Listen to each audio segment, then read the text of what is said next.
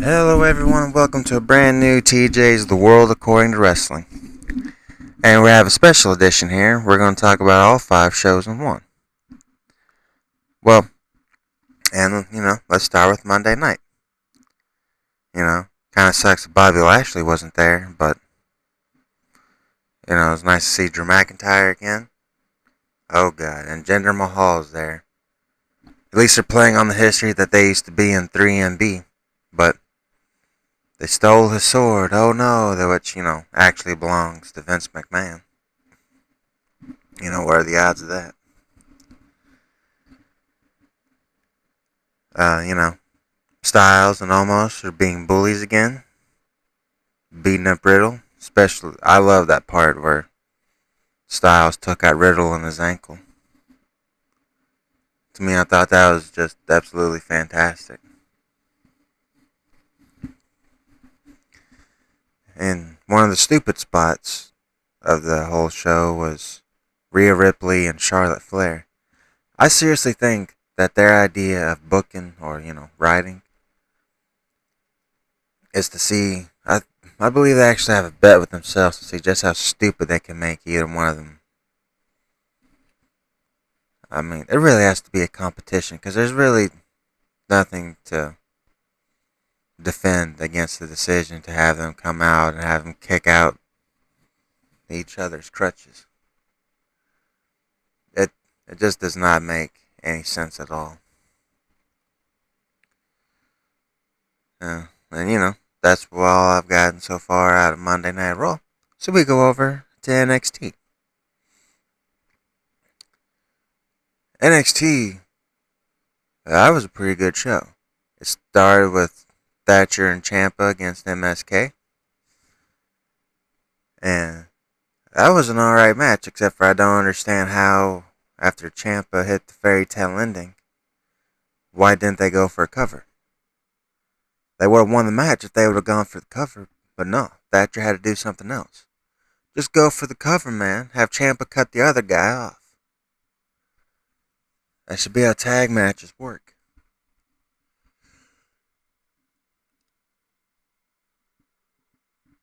But it's just me.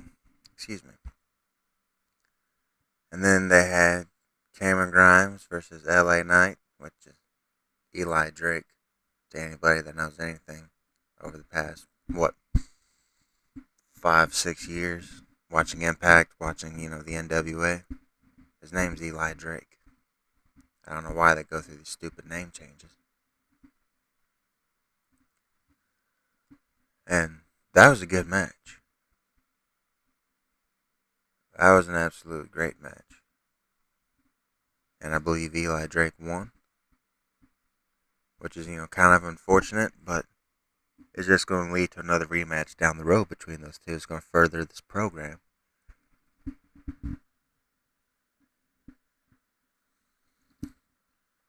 And Candice LeRae and Shotzi Blackheart. Excuse me. I misspoke there. Candice LeRae and Indy Hartwell. They lost the NXT tag belts to Zoe Stark and Io Shirai, which is alright, but why is Io Shirai in tags instead of going back for her women's title? I would definitely like to see her go back to the women's title instead of being stuck in a dead end division like the women's tag teams. Because there's none there. The ones that are together are just thrown together. They have no chemistry. They have no history together. They're just like, oh, well, hey, y'all two aren't doing anything. And bam, we're going to make y'all a tag team. Just like with the men's. But, whatever.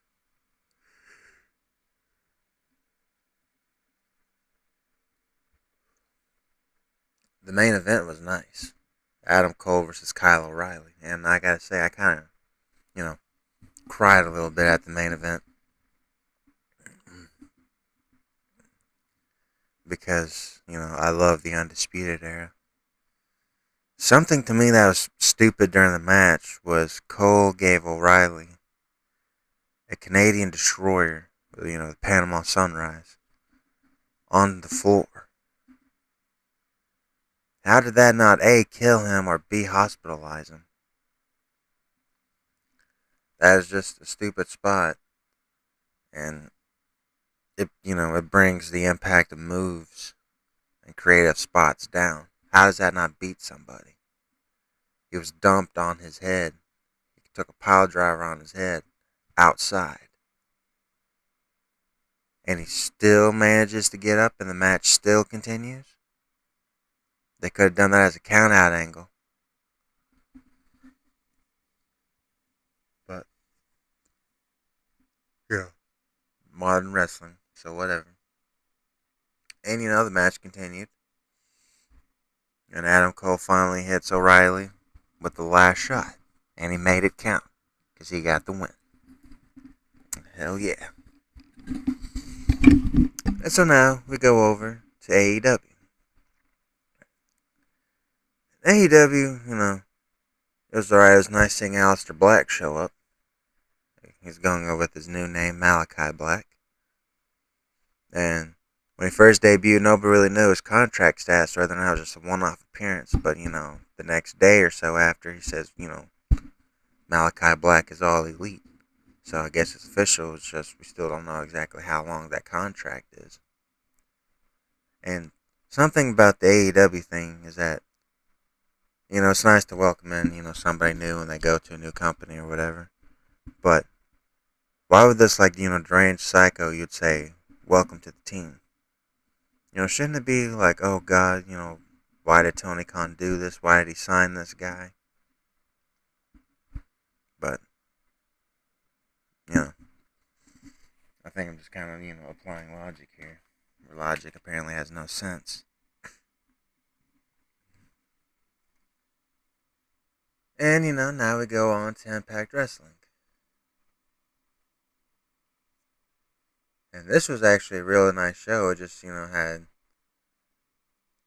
the tag scene. It's a little bit weird.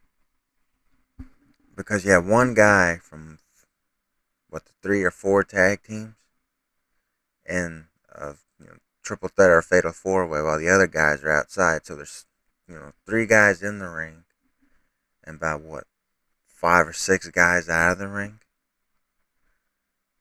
And how they're not, that broke down into chaos. I mean, who would have known? Moose attacked Chris Sabin. I think that's going to be a nice match. So, they're having their little feud right now. And Sammy Callahan supposedly duped Don Callis, which is completely ludicrous. I mean, who really thinks Sammy Callahan's going to beat Kenny Omega? Nobody. But, they just have to do a match for the pay-per-view because, it's the world champion that they put on somebody who doesn't even work for their company. And, another good thing is the Good Brothers showed up saying they want their tag belts back, but Violent by Design have them. Which I like Violent by Design. I think that's a nice group. Which is, kind of like a rip-off of Sanity. But they've actually won something. They've actually done something instead of Sanity when they actually, formed or whatever. And now we go over to SmackDown. And I really don't know if Knox and Shotzi debuted or was it just a one-off thing. But, just because they show up doesn't mean, they're permanently on the roster or whatever. I mean, look at, the build-up to Survivor Series, like 2019 or whatever. Cole and the Undisputed Era kept showing up. But they didn't make the main roster debuts. They were just there to defend their brand, but, So Jey Uso, I guess, finally got his business settled with his DUI again. Why, has he not been sent to rehab or been fired or suspended or whatever? I have no idea. Probably because it's the right thing to do, but, it's just me. And they made a big deal about Edge choking out Roman Reigns with the pipe at WrestleMania, and how he's done it to both of the other USO members. I think that's nice, build up drama for their match. Uh, I think Roman Reigns is definitely going to win, because they're going to carry that on, because Roman Reigns is going to walk into SummerSlam as a champion. The only question is, who is he going to face? And it could be Cena, Lesnar, or anybody else. Which, it might not be, I don't think it'll be Cena, because he's, is off filming a movie in Europe. Which I really think it might be Lesnar. But that depends on if he wants to go to SmackDown. He's done it before, but he's ever since he came back in 2011, he's mostly worked on Raw. But we'll see how that goes.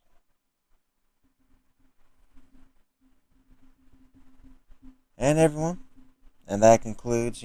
Those are my thoughts. Don't forget to like, share, and subscribe. Thank you all for listening to TJ's The World According to Wrestling. And I'll see you all next time. Bye bye.